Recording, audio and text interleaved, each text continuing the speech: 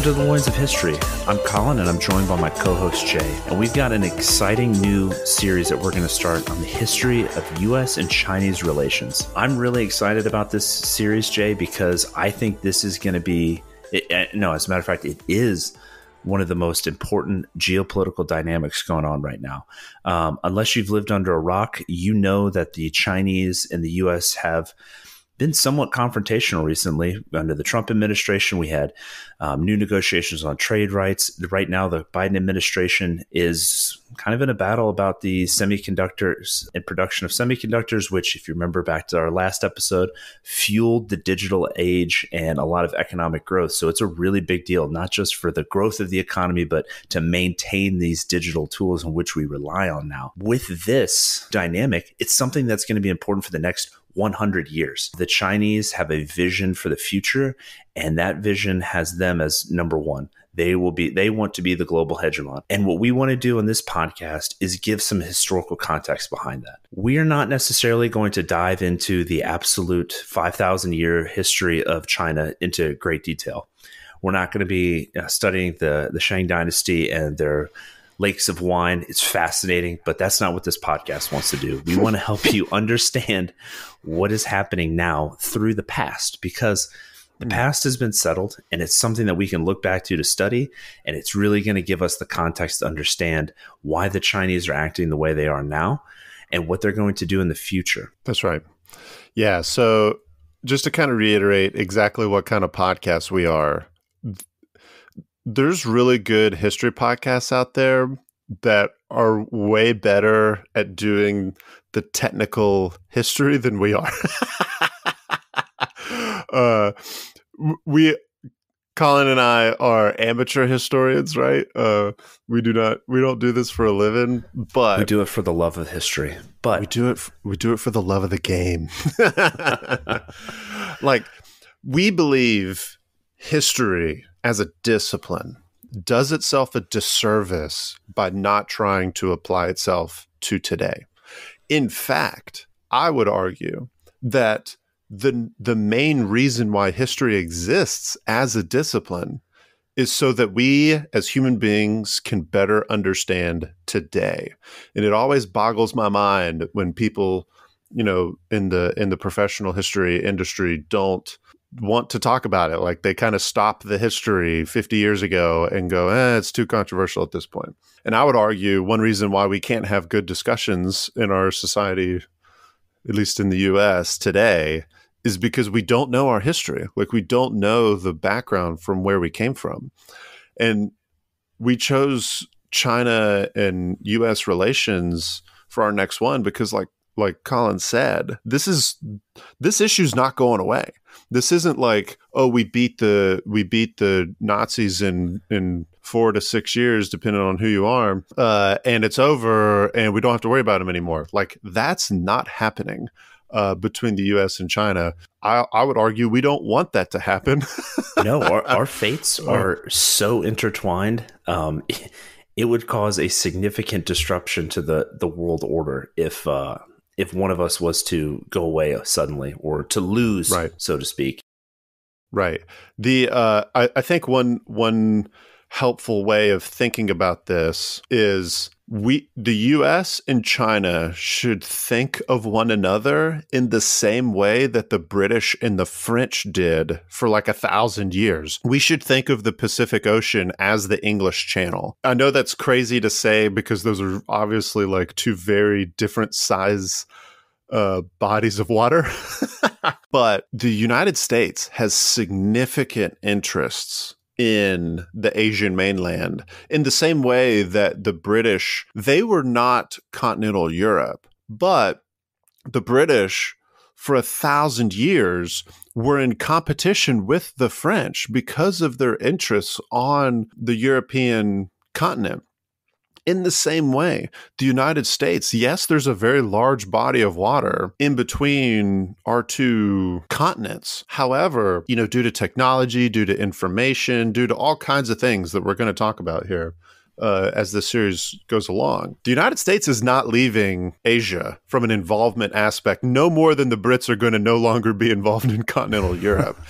And to my knowledge, we don't have any listeners in China. I don't know how VPNs work. If they're listening to us through a VPN, it'll probably, our analytics will say the country that the VPN is from, not China per se. But, China needs to understand that the United States is not going to just give up on Asia. That's not going to happen. From a business standpoint, the hottest market in the world today is Asia. And China is a huge part of that. So like even from a business standpoint, American businesses are going to continually try to break into the Asian market. And we will always be involved. So this is not, we have to understand our history between our two countries, between our two cultures, between our two peoples, if we're going to compete well, if we want to avoid destructive conflict, where thousands, if not millions of people die. It's happened before. It'll probably happen again. I hope not. But like, if we want to avoid that, we probably should understand where each side's coming from and how we can better work with one another in the future. That's why we're doing this series, people. That's great, Jay. And so I think we've got it. I think we've got our listeners, the framing for the next series. So let's talk specifically about this episode. So what are the key takeaways that we want to take from just this introductory episode? Yeah, absolutely. So for this episode in particular, we just want to lay the context of the beginning of formal relations between China and the U.S. And the main context is that China is beginning its century of humiliation. So we're talking the 1840s. So we're gonna talk about the treaties. We're gonna talk about the first Opium War. But the key takeaway is that the initiation of formal relations between the U.S. and China was the Qing Dynasty is in the beginning of its decline, and the U.S. just shows up going, hey, and things are not good for China. Things are about to get much, much worse. That's an interesting point. Like in the 1840s, it was kind of the Qing Dynasty was on its way down. We're starting the century of humiliation, and it's a very tough 100 years for the Chinese people. But, on the other side, it's the U.S., which is this emerging power. We've just up and up. Just 70 years before we declared independence. We fought for that independence from the British twice. So we are on the up and up. We're kind of coming out of that first industrial revolution. We have the Civil War, but we are a rising power on the world scene. And when we show up, we kind of start making demands like we are a world power. So can you tell us about how we formalized those first trade agreements and opened up formal negotiations? Yeah. So to begin the story of U.S. and China, we have what's called the Treaty of Wangxia.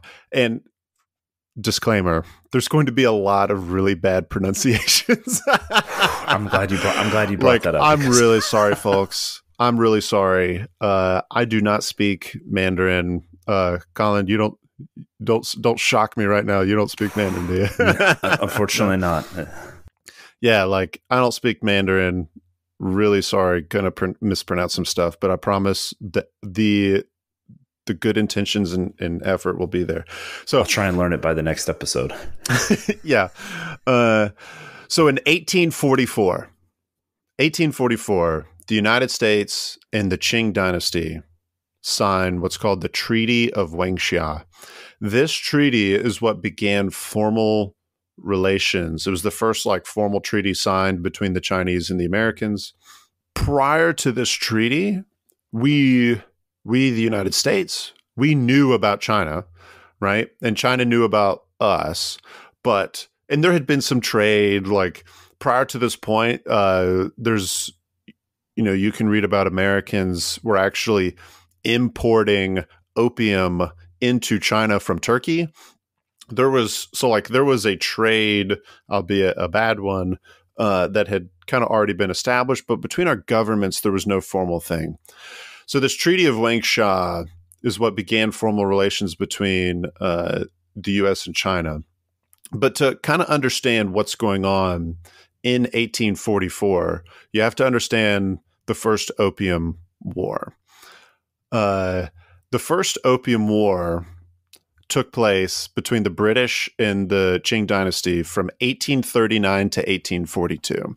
And from the Chinese viewpoint, 1839 is what began the century of humiliation.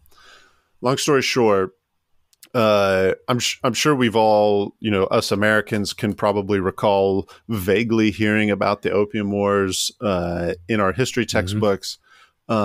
Europeans, I'm kind of interested on what our European listeners' perspective is, because, obviously they the made British, a lot of money.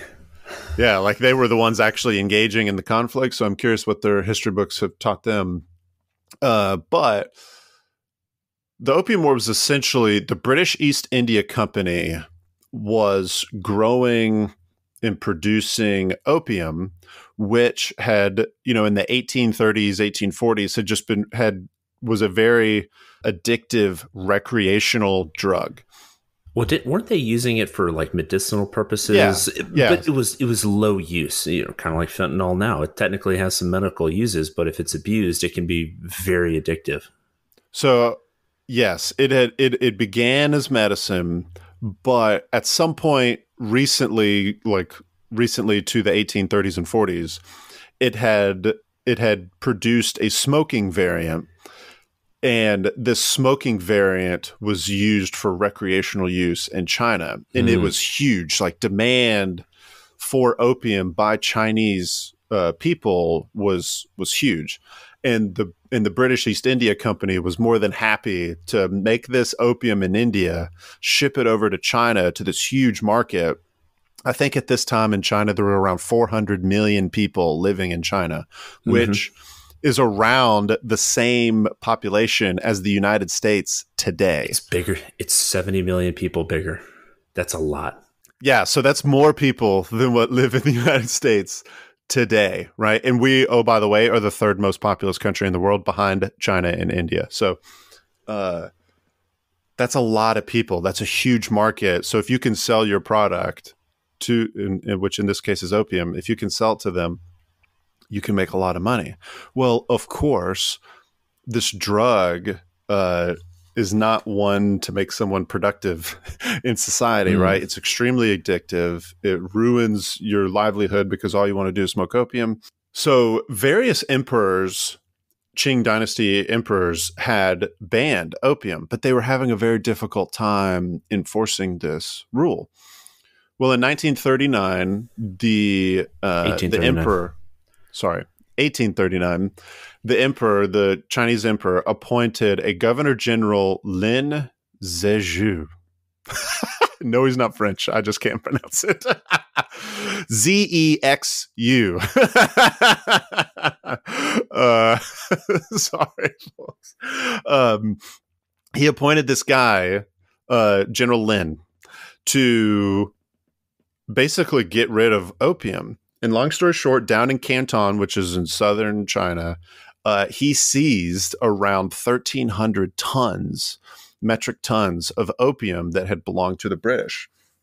Well, there was this big standoff, and long story short, like, he made the British pay him somehow, and then he ended up just destroying a ton of opium.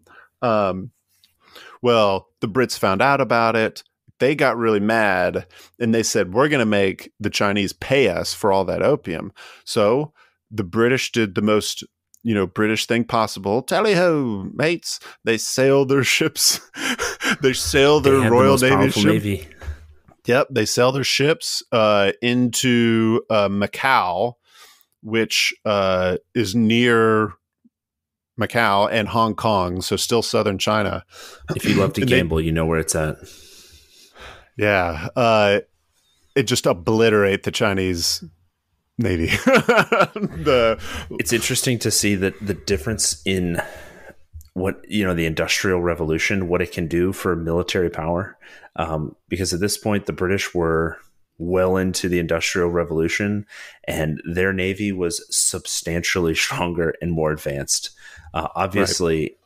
Britain was probably a fraction of the size of China, and this is only a piece of their navy that went over there and just wiped out because I think the Chinese ships at this point were basically like wooden ships. I think they called them junks, and just absolutely had no chance against the British Navy.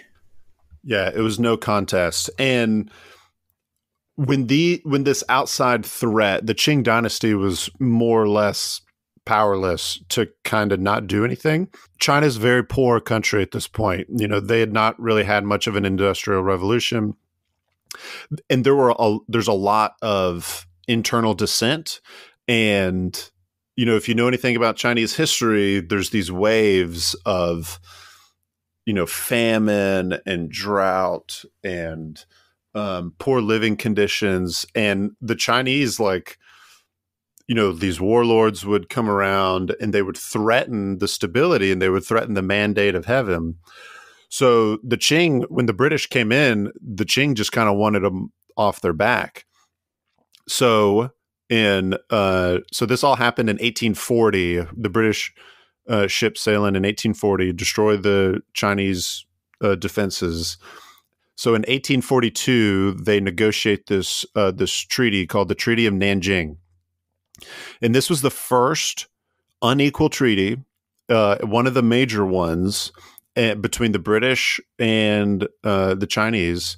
And this treaty did a few different things. First of all, it ceded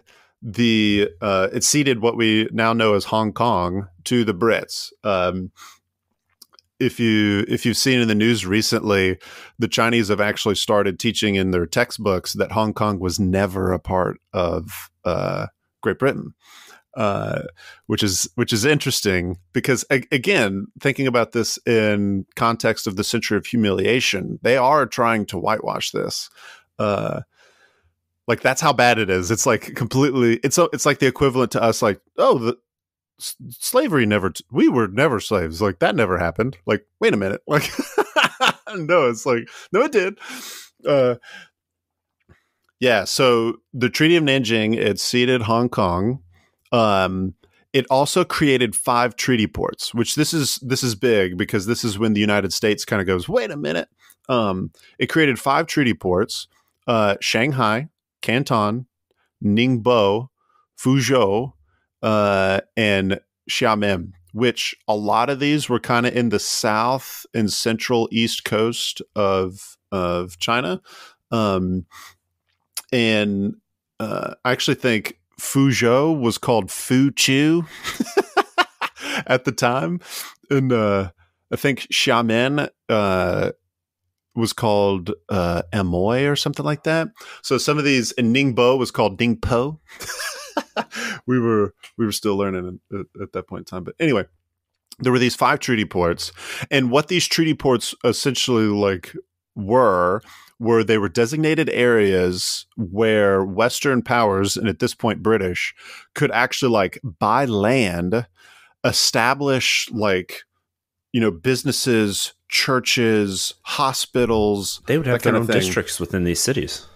Yeah, they were essentially annexing small chunks of the Chinese coast, which fast forward, by the time of World War II, the British, the French, the Portuguese, and if you want to go back to World War I time frame, the Germans all they owned these cities on the east coast of China. It's almost imagine for Americans here, it's almost like San Francisco was owned by Japan, San Diego's owned by China, Seattle is owned by Australia, you name it, these random cities on your coast are all owned by these foreign powers. That's not a good look. No. That's why they call it the century of humiliation. That's right. So this is we shouldn't just kind of wave this off because it's oh, it ceded Hong Kong to Britain. Yeah, that makes sense. Hong Kong's British. No, it wasn't. It was China. Yeah,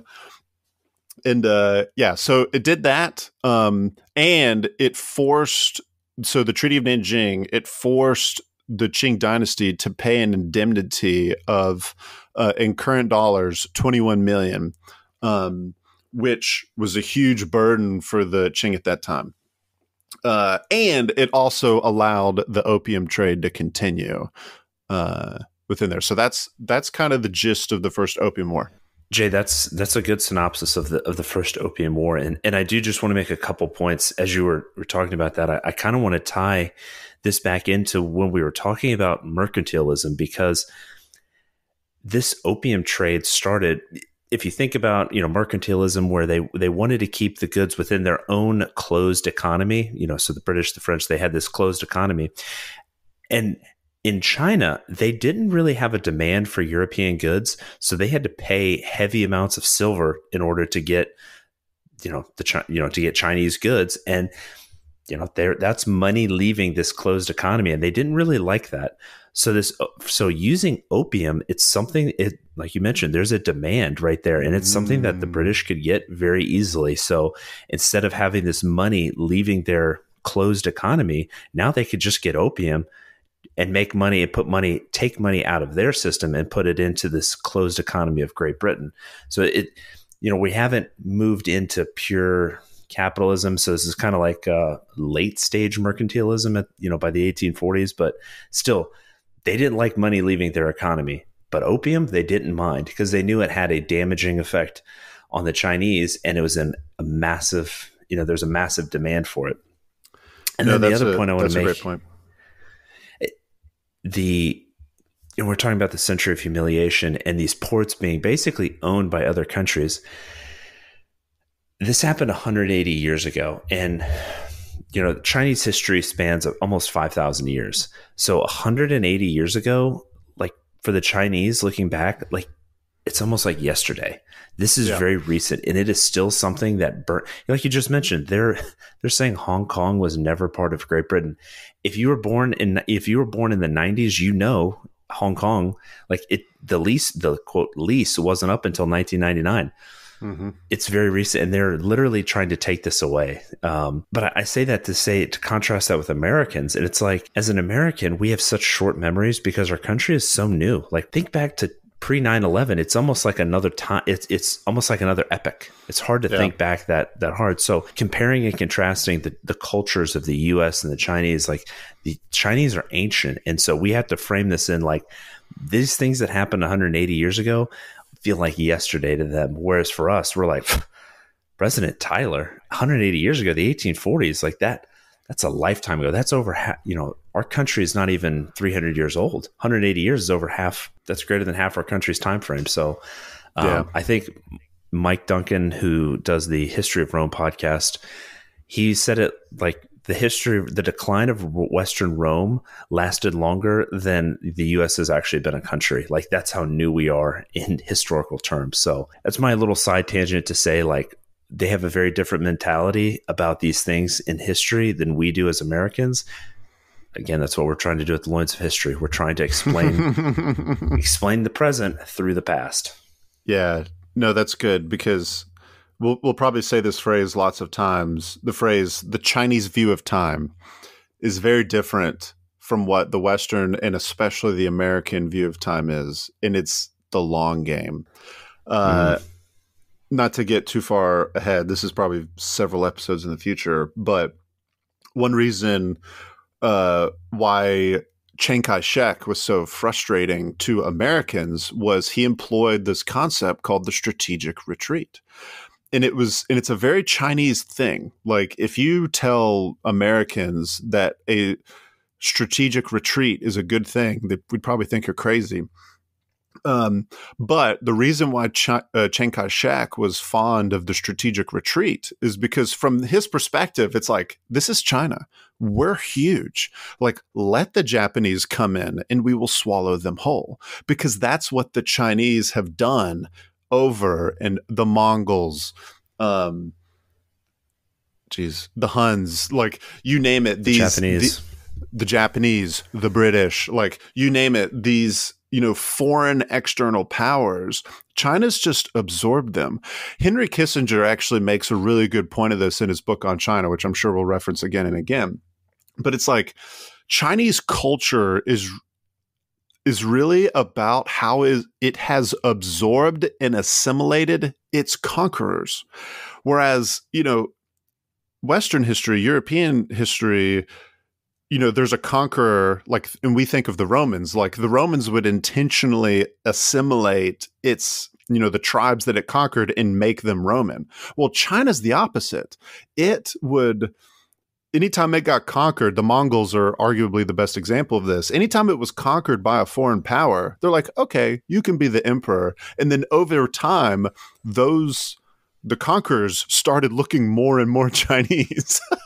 Yeah. and they started looking, and China just kind of remained the same. Yeah.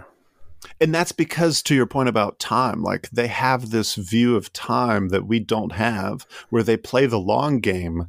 And, to use a biblical reference, like a year is 1,000 years and 1,000 years is like a year, right? And they've just been around a lot longer than us. Yeah. It's important for us to recognize that we need to think beyond election cycles and start thinking in spans of lifetimes, and not just a lifetime of a person, but a lifetime of a country. To say all that, it's this, when we talk about the first Opium War, like Americans kind of dismiss this as that wasn't us. Yeah, we know imperialism's bad, blah, blah, blah, blah, blah.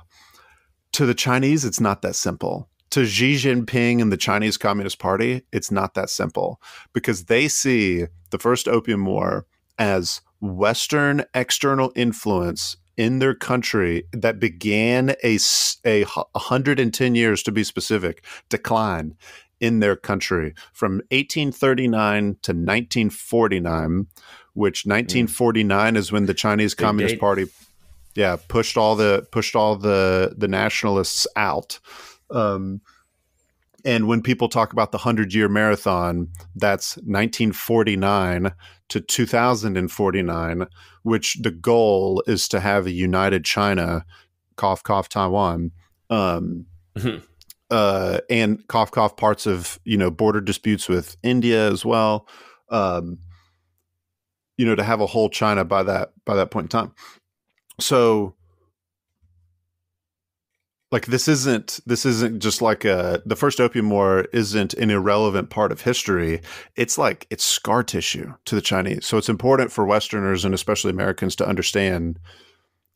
I mean, I go back to, like, in American context, like the War of 1812, the British burned down our capital, and most people don't even know that today. And if you were to go to China and say, if you were to go to the Chinese Communist Party and be like, what did you think of the first Opium War? Like, I can imagine, like, there'd be a visceral reaction and just total you probably disdain get punched in the it. face. Yeah, you just might, or they play the long game, and I don't know what they would do there, but just have you arrested more than likely if you did it in China. But it's very important. And so let's bring it back to the episode here. Yeah. So the first Opium War ends. They set up these unequal treaties, but what's the treaty that they signed with the U.S.? Can you tell us a little bit about that? Yeah. So going back to the Treaty of Wangsha here. So 1842 was the Treaty of Nanjing, ended the first Opium War, and it opened up Chinese markets to the British. Well, essentially, after that point in time, there was a scramble by everyone. The French, and I think the Germans, but definitely the French, they also signed treaties with the Chinese. They're like, well, we want to trade with your country too. And the Americans, we did the exact same thing. So the Tyler administration sent some diplomats, a guy named Chester, I believe. I have to double check that, but we sent some diplomats over to China, and we were like, yo, we want access to your country too. And we showed up with warships. We didn't actually engage anybody. Like the Qing at this point in time were probably just rolling their eyes going, dadgummit.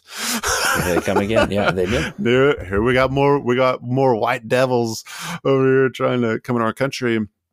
And from the American perspective, it worked. So they signed this treaty for us in this temple. And this treaty did a few different things.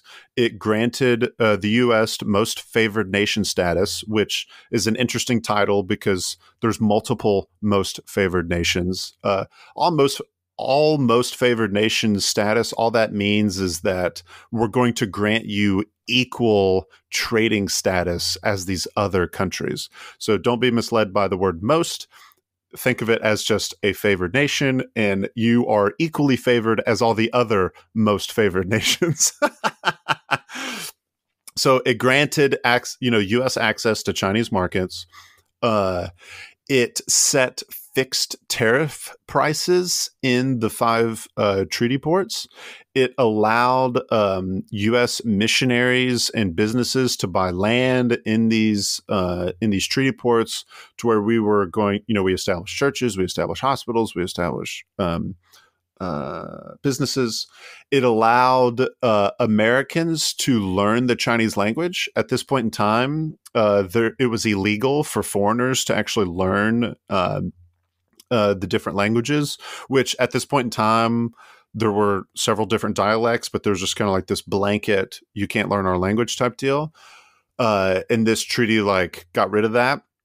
Essentially, this treaty, it was basically the Americans going, oh, we want to have similar stuff to what the British and the French and some other folks had. So I bring all that up to say the beginning. So starting the story between the U.S. and China at the beginning here, it's not on a good note from the Chinese perspective. I'm sure from the American perspective, it's it's great. We're gonna give them, all kinds of good stuff. We're going to help heal the sick. We're going to give them the gospel. Making money. Yeah, we're going to make all kinds of money. It's going to be fantastic. Blah, blah, blah, blah, blah. But again, from the Chinese perspective, this is not good. and I really want to beat this dead horse, because from a tone perspective for the rest of our series, it is not China henceforth. Their posture is not this capitalistic free trade, which, to be fair to Americans, I don't want to bash. The Americans were not coming at this from the same angle as the British. The British have a huge growing empire in India, in Africa. They still have Canada as part, in the Hudson Bay colony. British imperialism never set on the British Empire. They're reaching their zenith. They're rapidly approaching it. Right. Victorian era Britain is that's the pinnacle. Heck, even from the Qing Dynasty standpoint, the largest Chinese empire of all time was the Qing Dynasty, and it reached its largest, geographical point in 1760, and it included modern day Manchuria, Tibet, Mongolia, and a lot of other places on the west, kind of out near the Gobi Desert, that's not necessarily included today. And Taiwan. It included Taiwan, folks. In 1760, the Qing Dynasty was huge. It was larger than what communist China is today. Imperialism is in full swing. The United States has never had quite the same perspective on imperialism. We've always had a mercantile approach to quote unquote American imperialism. Yes, we had colonies. Yes, there was the Philippines, but the U.S. was never necessarily trying to annex parts of China, whereas European powers were and did. But from the Chinese perspective, it's difficult. The Chinese are not going to give the Americans the benefit of the doubt and understand oh, the Americans, they're actually just really good people. They just kind of want money. No. I kind of have this vision of this man just got beat up and mugged, and then we come up to him and we're like, "Hey, dude, can I have your shoes?" And we're I'll give you I'll give you $1 for your shoes. And this dude's just laying there with a bloody face. I'm not going to hit you. I don't come violently. I'll pay you for him. Here's $1. And it's just well, what's the guy going to do? Say no? And you speak the same language. You look the same. You literally were part of the dude who literally just beat you, to a pulp. Yeah, they're not going to look at you and go you don't have the same accent. You must be a good guy. That's not what's going through their head. Yeah, they're just laying there with a bloody nose. Oh, great. Yeah, here's some more. That is a fantastic analogy. That's the context of the beginning of U.S. and Chinese relations. I really wanted to spend a lot of time this episode just kind of laying the foundation without going too far into the history itself. We talked about the 1830s and 40s. That's a fairly narrow point in time. But because the beginning was so controversial and so bad, it really sets the tone for the entire rest of the series, for the whole of American-Chinese relations. We've never been on that good of a page. And when we think about what competition and what relations look like between our two nations for the next hundreds of years, we have to understand that the good times were the exception. The norm has always been bad times, bad relations between our two countries. So in our next episode, we're going to talk about the beginning of like Western and U.S. military involvement. We're going to talk about the Taiping Rebellion. We may or may not talk about the Boxer Rebellion. We're going to continue to tell the story of the decline of the Qing Dynasty and the rise of Western and American intervention. And we're also going to talk about Japan, because Japan plays a huge role in not mediating, but Japan as a growing nation. The Americans were kind of like, wait a minute, should we be more afraid of the Chinese? Should we be more afraid of the Japanese? Should we try to play these two countries off of one another? And then after World War II, there's flip-flops. I can't wait to talk about that. But, yeah, that's kind of where this series is going. So hope y'all enjoy that. And I think Colin's going to close us out here. Sorry. I am. No. Beat me to it. Yeah. Jay, thanks for that. And yeah, I mean, this is going to be a very exciting series. We laid the groundwork here. It's interesting to see that, we got off on the wrong foot and basically a conflict, and we have never resettled. Like, it has always been a point. It's always come from a point of contention. I feel like that's where most of our relations, most of these agreements, most of where we're seeing, today, it's because we got off on the wrong foot. We got off on a point of conflict, and we've never really recovered. So thank you for that, Jay. Like we said, next week, we're going to continue on. And, for our listeners out there, you can tell, for the past few episodes, we've been talking mostly about the United States history. Here, we're trying to branch out more into an international scene. It's going to involve the U.S. and the Chinese, but it's going to be much more of an international perspective. So we appreciate you listening during the history of the U.S., but we hope you enjoy this one as well. So please give us some feedback. We'd be interested to hear what, for our listeners on the continent of Asia or Europe or South America and Africa. We have a few of those. If you want to, I'd be interested to hear what you think and what you have learned, or what your perspective is from the outside looking back at the U.S. and the Chinese, like what you view our relations to mean. So please, engage us on social media. Jay and I are on Twitter. We need to be a little more active. I think on social media, we've taken a bit of a hiatus. Both of us also have lives outside of this, so sometimes it gets a little bit busy, but we'll try and re-engage with our listeners. We're on Instagram as well, and Facebook. So feel free to engage us, send us a message, or you can interface directly with us on Anchor. That helps us. You can ask Q&A, you can message us directly, or you can support us on Patreon or through Anchor. We do appreciate this. This is ad-free, and we want to keep it that way. So as always, thank you for listening. Give us a 5-star rating. That definitely helps the algorithm. It gets the message out there. And thank you again for listening to The Loins of History. See you next week.